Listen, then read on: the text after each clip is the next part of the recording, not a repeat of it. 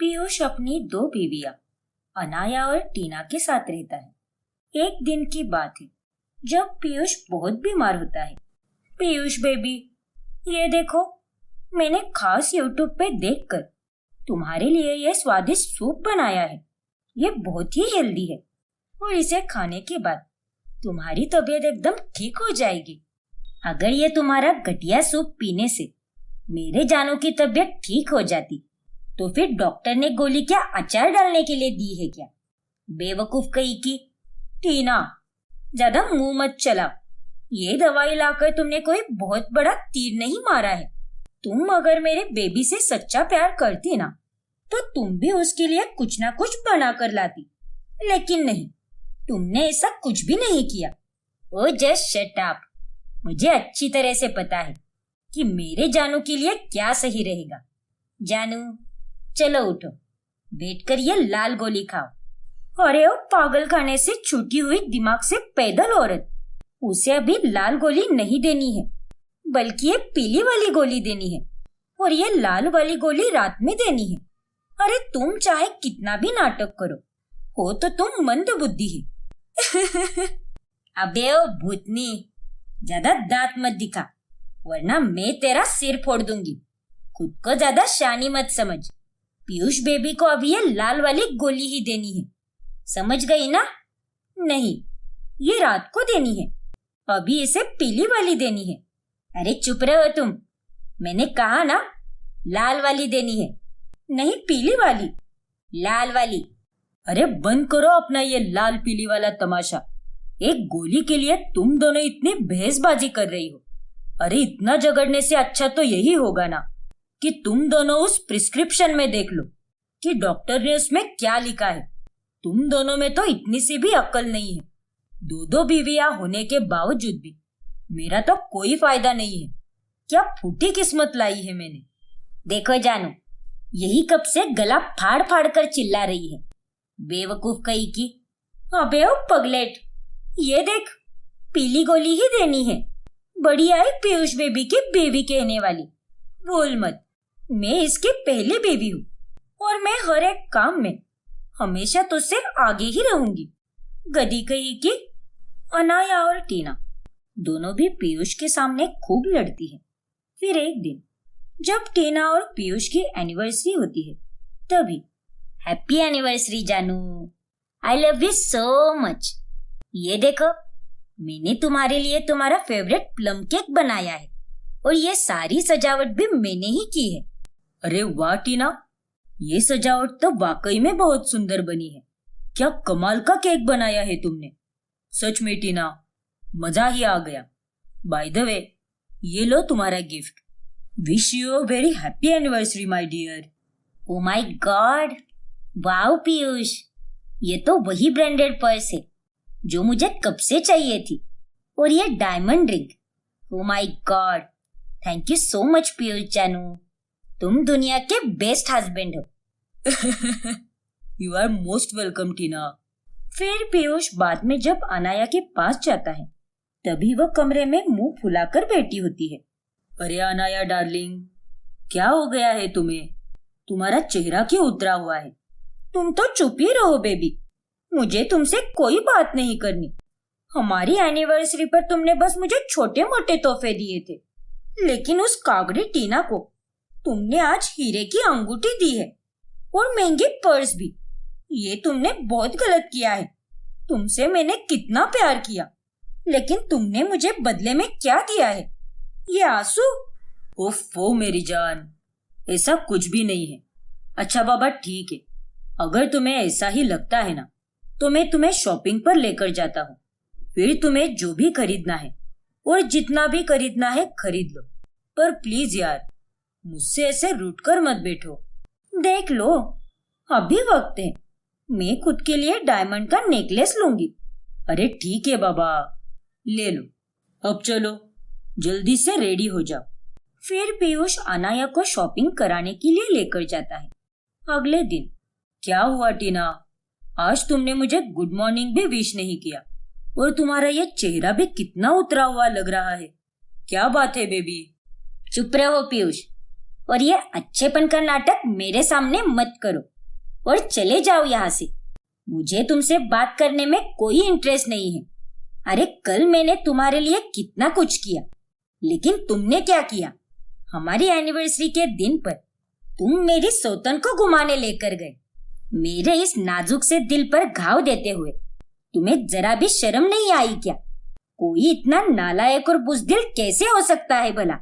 ओह God टीना, अनाया भी मुझसे रूठ गई थी, इसीलिए मैं उसे शॉपिंग के लिए लेकर गया था। अच्छा बाबा सॉरी, अब मुझ पर ऐसे गुस्सा मत रहो यार। वो सब तो ठीक है पीयूष, लेकिन तुम्हें हमारी एनिवर्सरी का दिन ही मिला था क्या? अरे एनिवर्सरी साल में एक ही बार आती है और मुझे अब तुम्हारी कोई सॉरी वॉरी नहीं चाहिए। उसे तो तुमने मेरे से भी डबल ट्रिपल शॉपिंग कराई और मुझे तो तुमने बस अंगूठी और पर्स ही दिलाई। मुझे कुछ नहीं पता, मुझे भी अभी शॉपिंग करनी है। अच्छा बाबा ठीक है, ये लो, ये कार्ड रखो अपने पास और तुम्हें जो खरीदना है खरीद लो। आज मेरी back to back important meetings है, इसीलिए मैं तो तुम्हारे साथ नहीं आ पाऊंगा। लेकिन हाँ, अनाया को बताना मत इस कार्ड के बारे में, वरना वो भी वापस भड़क जाएगी। अच्छा अच्छा ठीक है, नहीं बताऊंगी मैं उसे। और thank you so much baby. फिर पीयूष वहां से चला जाता है और टीना फौरन अनाया के पास आती है। ये देखो अनाया, पीयूष मुझे कार्ड देकर गया है और इससे हम बहुत सारी शॉपिंग करेंगे। वैसे कल रात को तुमने क्या क्या शॉपिंग की?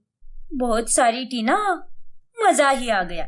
चलो अच्छी बात है, अब ज्यादा देर ना रुकते हुए हमें बाहर शॉपिंग करने के लिए जाना चाहिए और आते वक्त मूवी भी देखेंगे।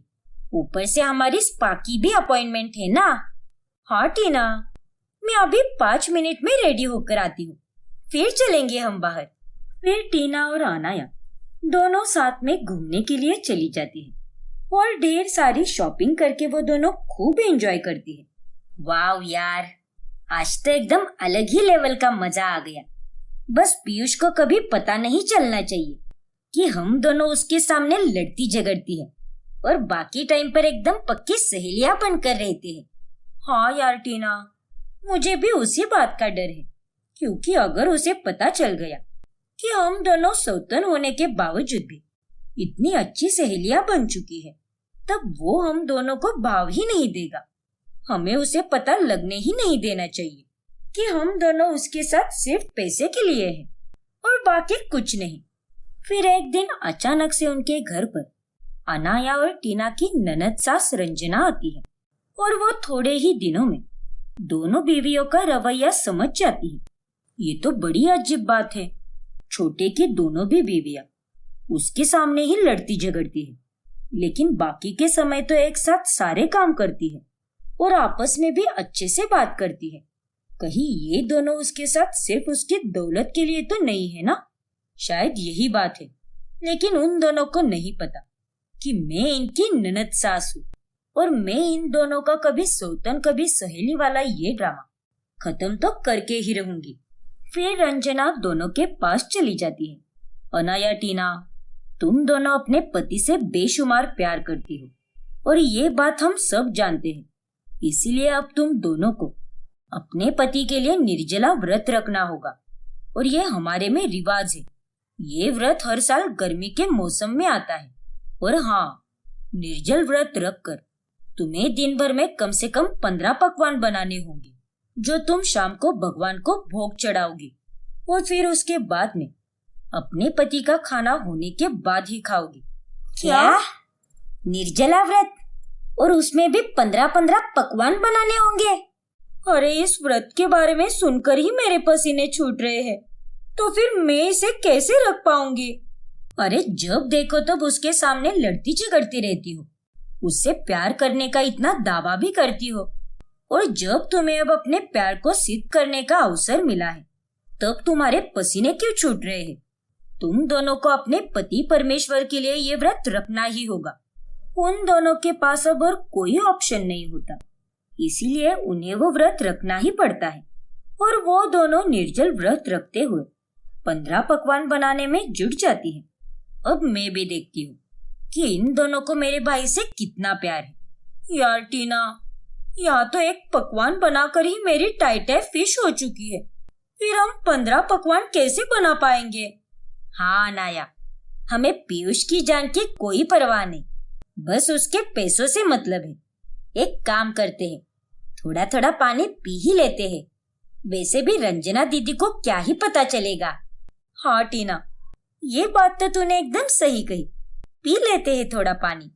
फिर अनाया और टीना दोनों चुपके से पानी पी लेती है और इस पूरे हादसे को रंजना अपने फोन में रिकॉर्ड कर लेती है, जिसके बाद वो रात को पीयूष को ये वीडियो दिखाती है और पीयूष अपनी दोनों बीवियों की सच्चाई देखकर हैरान रह जाता है। देख रहा है ना छोटे, जो तू इतने लंबे समय से पहचान और जान समझ नहीं पाया, वो मैंने यहाँ पर आकर एक हफ्ते में ही पहचान लिया और इसीलिए दोनों की प्रेम की परीक्षा ली। लेकिन इन दोनों ने अपने मुंह से ही अपनी सच्चाई उगल दी है। देख रहा है ना इस वीडियो में? हाँ दीदी, ये टीना और अनाया ने मेरे साथ सही नहीं किया है। अब तो मैं इन्हें सबक सिखा कर ही रहूंगा। फिर अगले ही दिन पीयूष अपनी तीसरी बीवी के साथ घर आता है और उसे उस लड़की के साथ देखकर टीना और अनाया चौंक जाती है। ये कौन है जानू? हाँ बीबी, बताओ ना, ये कौन है? मुझे तो टेंशन हो रही है। अरे मेरा भाई क्या बताएगा तुम्हें, मैं ही बताती हूँ। ये मेरी तीसरी भाभी है, यानी छोटे की तीसरी बीवी। स्वागत नहीं करोगी क्या अपनी नई सौतन का? क्या? ये तुमने अच्छा नहीं किया बेबी, तुमने मुझे और टीना को धोखा दिया है। हाँ जानू, अरे तुम तो बेवफा निकले। अच्छा, तो मैं बेवफा हूँ, और उस बेवफाई का क्या जो तुम दोनों ने मेरे साथ की है। तुम दोनों को अब ये नाटक करने की कोई जरूरत नहीं है। ये देखो वीडियो, इसमें मुझे तुम्हारी सारी सच्चाई पता चल गई। फिर पीयूष उन दोनों के सामने वो वीडियो प्ले करता है और उसे देखकर वो दोनों काफी हैरान हो जाती है। तुम दोनों को बस मेरे पैसों से ही मतलब है ना, इसीलिए मैंने तीसरी शादी की। अब तुम दोनों को ना मेरी जिंदगी में रहने की जरूरत है और ना ही मेरे घर में। चलो निकलो यहाँ से। अरे नहीं जानू, प्लीज ऐसा मत बोलो, हमें माफ कर दो। जाने अनजाने में हमसे बहुत बड़ी भूल हो गई, प्लीज ऐसा मत करो। हाँ बेबी, हमें माफ कर दो, प्लीज बेबी। अरे तुम दोनों ने मेरे साथ जो भी किया है वो माफी के लायक बिल्कुल भी नहीं है, पर मैं तुम्हें अपनी गलती सुधारने का एक आखिरी मौका दूंगा। और तुम्हें अगर इस घर में रहना है तो मेरे उसूलों से चलना होगा। और जैसे तुम दोनों कभी सौतन कभी सहेली बनकर रहती आई हो, वैसे ही इसे भी अपनाना होगा, इसे भी अपनी सहेली बनाना होगा। बोलो, हे मंजूर? ठीक है बेबी, जैसा तुम कहो।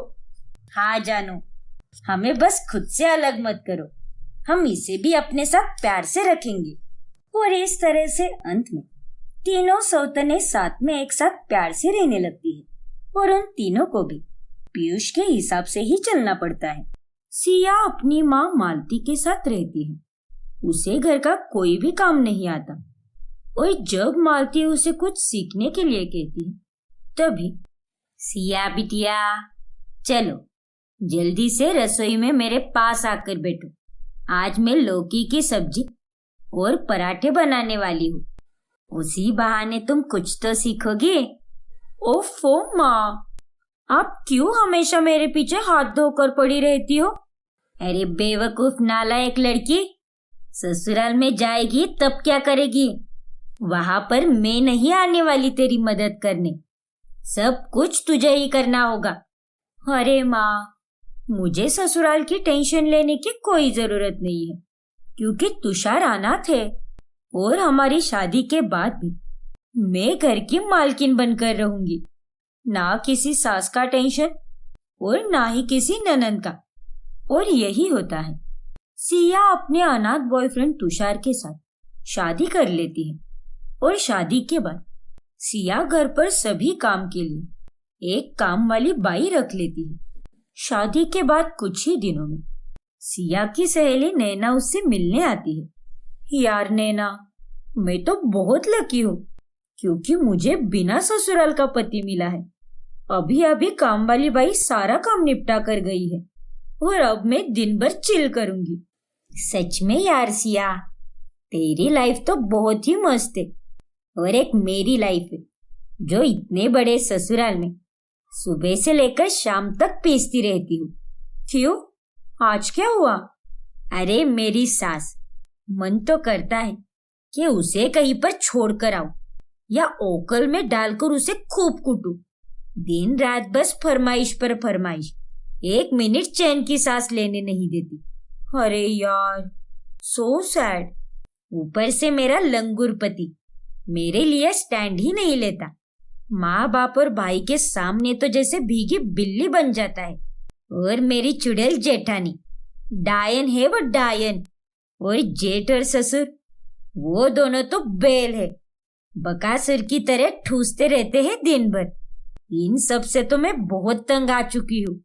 ओफो, तुम सैड मत होने ना। अब हम कर भी क्या सकते हैं? अब हर कोई मेरी तरह इतना खुशकिस्मत थोड़ी ना हो सकता है। हाँ ना। और मैं अगर मेरे पति से कहूँ कि चलो हम अलग हो जाते हैं, तो वो सरासर मना कर देता है। फंस गई हूँ मैं अपने ससुराल के कारण। नैना का दुखड़ा सुनकर सिया को खुद के लिए बहुत अच्छा फील होता है, क्योंकि उसके पास ससुराल ही नहीं होता।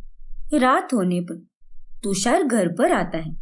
तुम्हें पता है तुषार, नैना का रोना सुनकर तो मुझे बहुत अच्छा लगता है कि मेरे पास कोई ससुराल ही नहीं है। Thank you so much baby, तुमने मुझे लाइफ का सबसे बेस्ट गिफ्ट दिया है। ऐसा मत कहो सिया, फैमिली क्या होती है उसकी अहमियत मैं अच्छे से जानता हूँ। जो परिवार लड़ता झगड़ता है, वही अंत में मुसीबत और खुशियों के पल में एक साथ आकर लाइफ में रौनक भी लाता है। ओफो, अब तुम शुरू मत हो जाओ। चलो, मैं तुम्हारे लिए कॉफी लाती हूँ। एक दिन नैना और सिया दोनों थिएटर में मूवी देखने जाते हैं। तभी अचानक से नैना को उसकी सास का कॉल आता है और उसे बीच मूवी से ही बाहर निकलना पड़ता है। अरे नैना, कहाँ जा रही है तू? अरे यार, वो मेरी सास का फोन था। घर में दूर के रिश्तेदार आ रहे हैं, खाना बनाना है मुझे। जेठानी अपने मायके गई है, इसीलिए सारा काम मेरे माथे मार दिया है। ओह नो, बेचारी मेरी सहेली कैसे संभालती है अपनी सास को? अब क्या ही कर सकते हैं सिया। एक लड़की जब एक ससुराल की बहू बन जाती है, तब उसकी लाइफ का कंट्रोल उसके हाथ में नहीं, बल्कि उसके ससुराल वालों के हाथ में होता है। हाँ, तूने बिल्कुल सही कहा, लेकिन तेरे लाइफ का कंट्रोल तो तेरे हाथ में है। That's so good. चल, मैं तो चली हूँ निकम्मे मेहमानों का खाना बनाने। मन तो करता है कि सबके खाने में जहर मिलाकर दे दूं। रिलैक्स यार। फिर नैना वहां से चली जाती है। चलो, अब मैं जाती हूँ मूवी देखने, क्योंकि मुझे ना तो किसी सास का कॉल आएगा और ना ही ससुर का। फिर सिया मस्त मजे से पॉपकॉर्न खाते हुए मूवी देखती है। सिया की लाइफ में किसी की भी रोक टोक नहीं होती। एक दिन उसकी माँ का कॉल आता है। ज्यादा इतना मत सिया, तू जिस तरह जिंदगी जी रही है वो बहुत गलत है। तुझे भी ससुराल मिलना चाहिए था, तब तुझे हर चीज की कीमत समझ आती। माँ, आपने मेरा हालचाल पूछने के लिए फोन किया है या किसी टिपिकल सास की तरह भाषण देने के लिए? भाषण नहीं दे रही मैं, असलियत बता रही हूँ। अरे रिश्तों की असली पारख ससुराल से ही होती है। सास ससुर, देवर ननन, जेठ जेठानी, तूने जीवन में सिर्फ मेरा ही प्यार पाया है और मैंने तुझे कभी परिवार की कमी महसूस नहीं होने दी। लेकिन एक दिन ऐसा आएगा जब तू भी अपने ससुराल के प्यार के लिए तरसेगी। एओ, मैं और ससुराल के लिए तरसूंगी? नेवर। चाहे कितनी भी बड़ी मुसीबत आए, मैं अकेली ही हैंडल कर सकती हूँ। सिया जब भी नैना को वीडियो कॉल करती, तब नैना ससुराल के काम में ही व्यस्त रहती। हर 2 दिन में नैना का उसकी सास, जेठानी या ससुर के साथ झगड़ा होता रहता और वो अपने सारे दुखड़े सिया के पास आकर सुनाती रहती। मन तो करता है कि सब कुछ छोड़ छाड़ कर फिर से मायके चली जाऊं। बहुत परेशान हो गई हूं मैं। सीरियसली, तुझे ये सब शादी से पहले सोच लेना चाहिए था। अब पछताए होत क्या, जब चिड़िया चुग गई खेत। मैंने तो पहले ही फिक्स किया था कि मुझे तो ससुराल की चिकचिक ही नहीं चाहिए।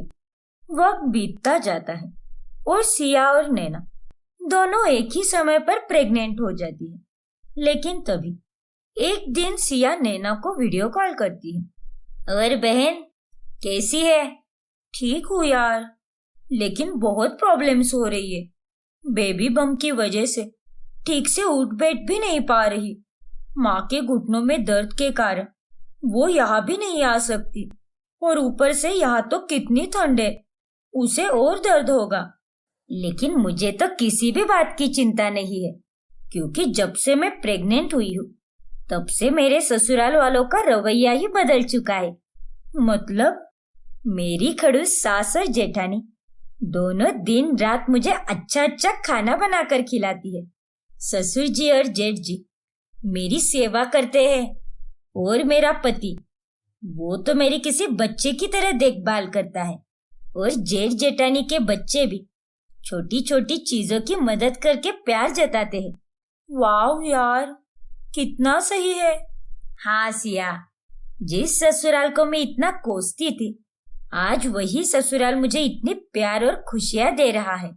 मुझे किसी भी चीज की कमी खलने नहीं देता। I am feeling very lucky. Naina की ये सारी बातें सुनकर सिया को अपने लिए बहुत बुरा लगता है। नैना के पास तो उसका ससुराल है जो उसके लिए मॉरल और इमोशनल सपोर्ट बन के साथ है, लेकिन मेरे पास कोई नहीं है। काश मेरा भी एक ससुराल होता, मेरी भी सास होती जो मुझे गोंद के लड्डू बनाकर खिलाती। ससुर मुझे मेरी फेवरेट खाने की चीजें ला कर देते। जेठ जेठानी छोटी बहन की तरह देखभाल करते। आखिरकार वो घड़ी आ ही जाती है जिसमें सिया को ससुराल का महत्व समझ आता है। उसे भावुक देखकर तुषार उसके पास आता है और उसे सांत्वना देता है। ये लो सिया, तुम्हारी पसंदीदा नारियल की बर्फी। देखो ना, आज तुम्हें वो रियलाइज हुआ है जो मैं इतने दिनों से कह रहा था। एक परिवार होना, माँ बाप होना कितना इम्पोर्टेंट है। हाँ तुषार, तुम सही कह रहे थे। And Tushar, I am really sorry.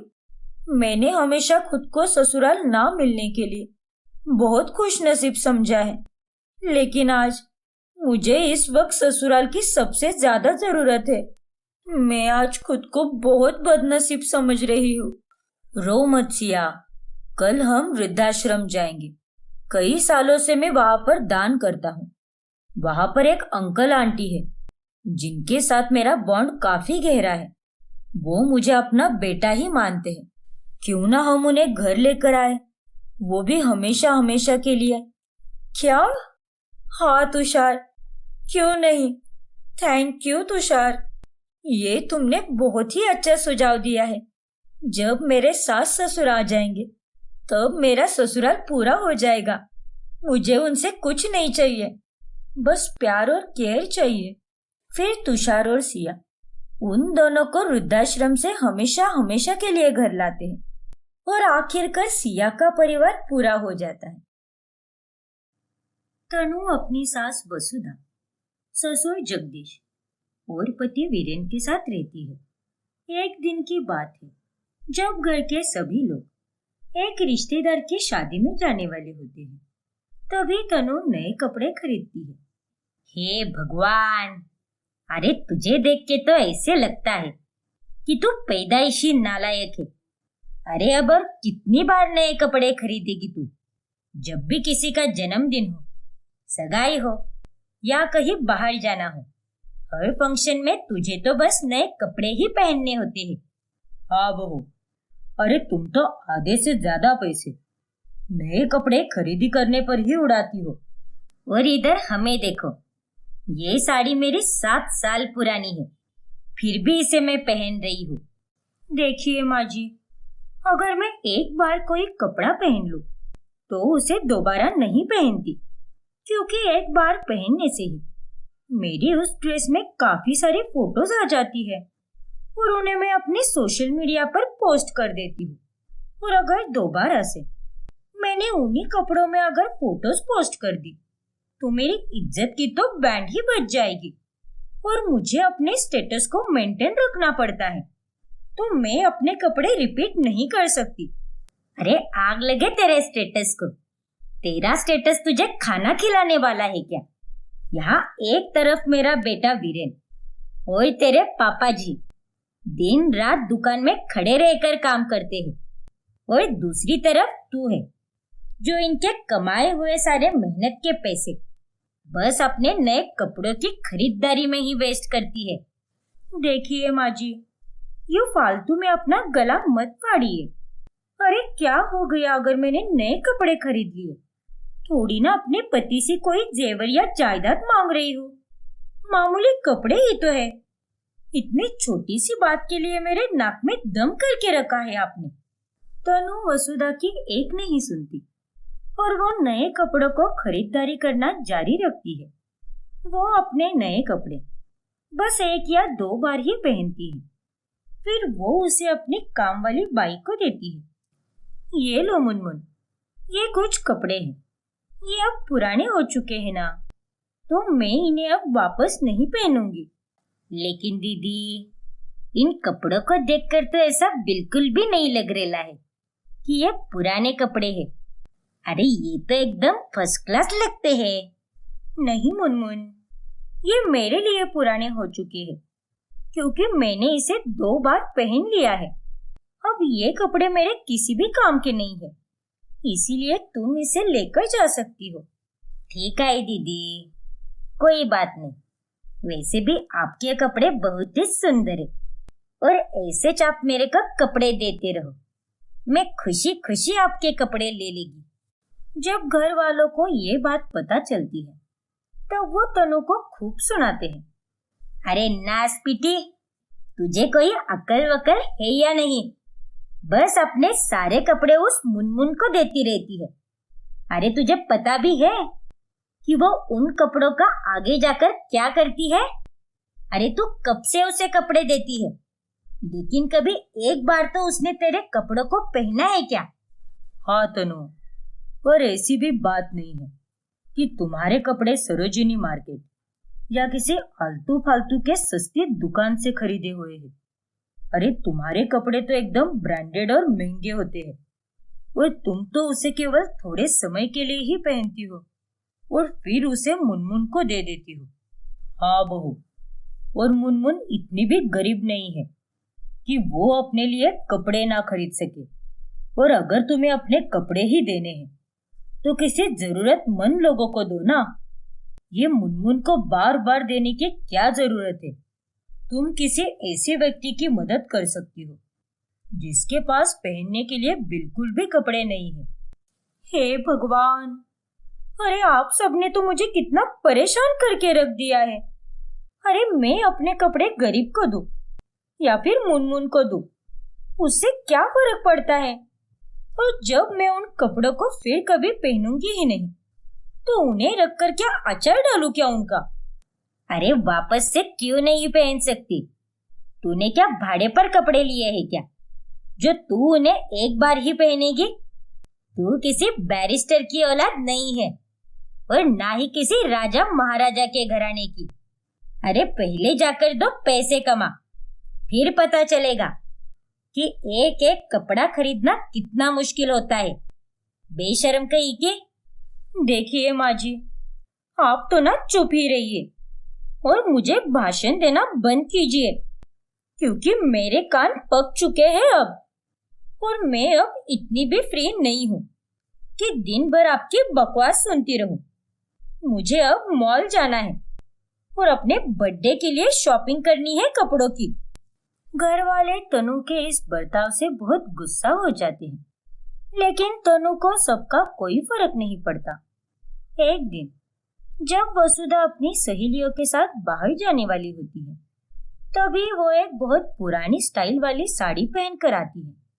तभी तनु उस पर खूब हंसती है और अपनी सास का मजाक उड़ाती है। क्या माँ जी, आप तो इन कपड़ों में एकदम जोकरनी लग रही हो। और आपने क्या बाबा आदम के जमाने के कपड़े पहने हैं क्या?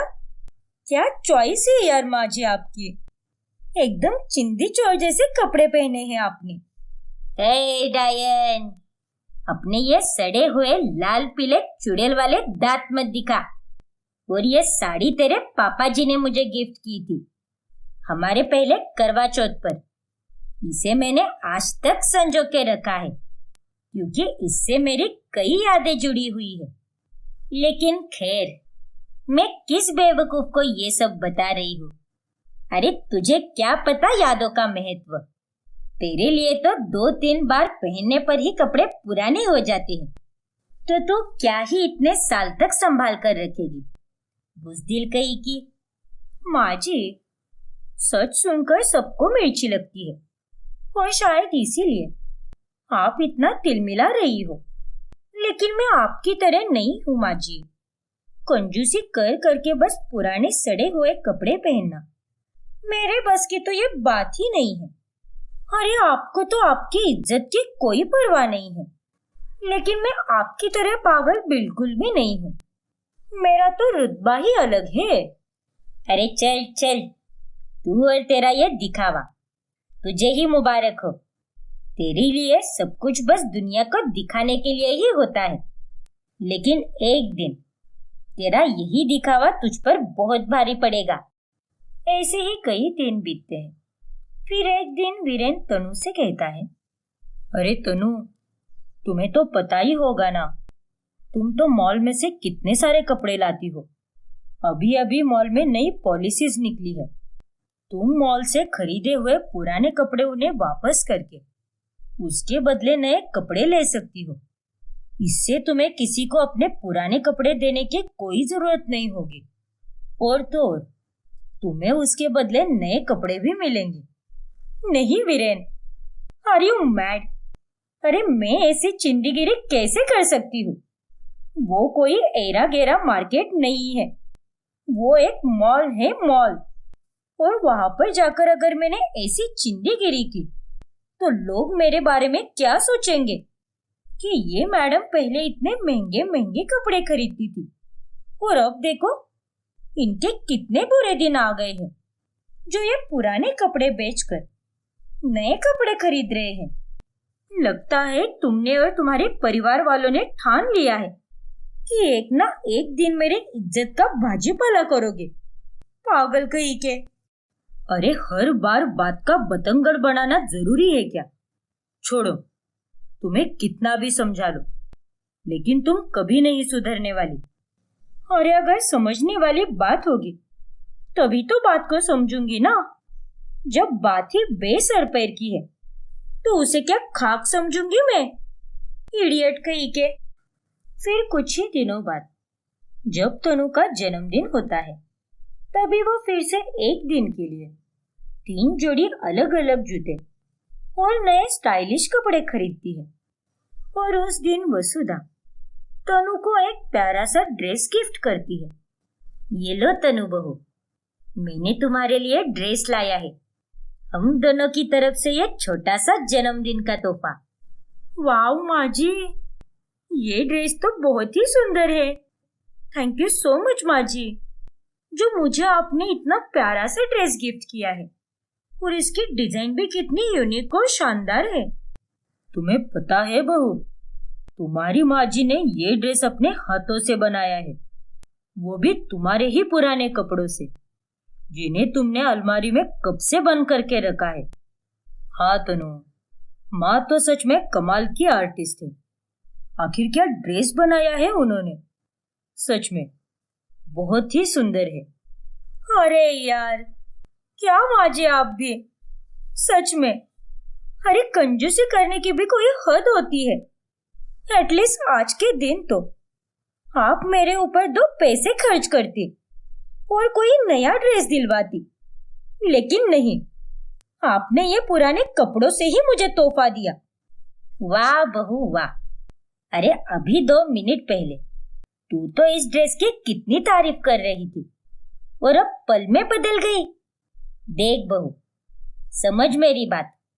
पुराने कपड़ों को वो क्या कहते हैं? वो साइकिल क्या कहते हैं उसे, जो एक ही चीज हम बार बार इस्तेमाल कर सकते हैं? रिसाइकल माँ। अरे हाँ, रिसाइकल। हम पुराने कपड़ों को भी रिसाइकल कर सकते हैं और उसे नए तरीके से सुंदर बना सकते हैं। लेकिन मुझे ये सब नहीं करना है। मुझे पुराने कपड़े पहनने ही नहीं है, फिर चाहे वो रिसाइकल ही करके क्यों ना हो। मैं तो नए कपड़े ही पहनूंगी, फिर चाहे कुछ भी हो जाए। और इसमें क्या बुराई है? अरे उसी बहाने से 4 लोग आपकी बहू की तारीफ करते हैं। यह आपको अच्छा नहीं लगता क्या? मुझे नए कपड़ों में देखकर बाकी सब लोग तो बहुत खुश होते हैं, फिर आपके पेट में दर्द क्यों हो रहा है? हमारे पेट में कोई दर्द नहीं होता बहू, बल्कि तुझे ऐसे देखकर हमें तो दुख होता है। देख बहू, आज का तो छोड़ ही दो, लेकिन आज से 10 सालों बाद सारी चीजों के दाम और ज्यादा बढ़ जाएंगे। तुम्हें अपने और वीरेन के भविष्य के बारे में भी तो सोचना होगा। आगे जाकर तुम्हारा बच्चा होगा, उसका भी तो कोई भविष्य होगा। और उन सभी के लिए अगर तुमने अभी से सेविंग शुरू कर दी तभी सब कुछ अच्छी तरह से होगा, वरना आगे जाकर काफी दिक्कतें आ सकती है। हाँ तनु, पापा बिल्कुल सही कह रहे हैं। अरे एक एक रुपया कमाना कितना मुश्किल होता है, ये बात तो तुम अच्छे से जानती हो। और इंसान की असली पहचान तो उसके स्वभाव और उसके कर्मों से होती है, ना कि उसके पहने गए कपड़ों से। कपड़े चाहे नए हो या पुराने, अगर तुम्हारा बर्ताव अच्छा होगा तभी लोग तुम्हारी तारीफ करेंगे और तुम्हारे साथ प्यार से पेश आएंगे। देख बहू, पुराने कपड़े वापस पहन लेने से तुझसे कोई गुनाह नहीं हो जाएगा। अरे बड़े बड़े हीरोइन भी अपने कपड़े फिर से दोहराते हैं, और उन्हें अगर वो सब करते हुए शर्म नहीं आती तो तुम तो कुछ भी नहीं हो उनके सामने। देख, जरा समझदार बन बहू। अभी तू एक लड़की नहीं है, बल्कि एक औरत है, बहू है इस घर की। और आगे जाकर तुझे माँ, सास और दादी ना जाने कितनी सारी भूमिकाएं निभानी है। और अगर तू ऐसी ही रहेगी तो फिर कैसे चलेगा बेटा? पुराने कपड़े पहनना इंसान को छोटा नहीं बनाता है। हाँ तनु, अरे नए नए कपड़े पहनकर तुम तो बस इंस्टा पर ही लाइक्स ला सकती हो, लेकिन असल जिंदगी का क्या? आगे जाकर इतने सारे पैसे कहाँ से लाओगी तुम? घर वालों की इतनी सारी भारी भरकम सीख वाली बातें सुनकर तनु की आंखें वाकई में खुल जाती हैं और फिर वो उन तीनों से माफी मांगती है। वीरेन, माँ जी, पापा जी, आप तीनों बिल्कुल सही हो। मैं खामखा अपने बाहरी रूप को संवारती रही, लेकिन असली सुंदरता तो भीतर से होती है।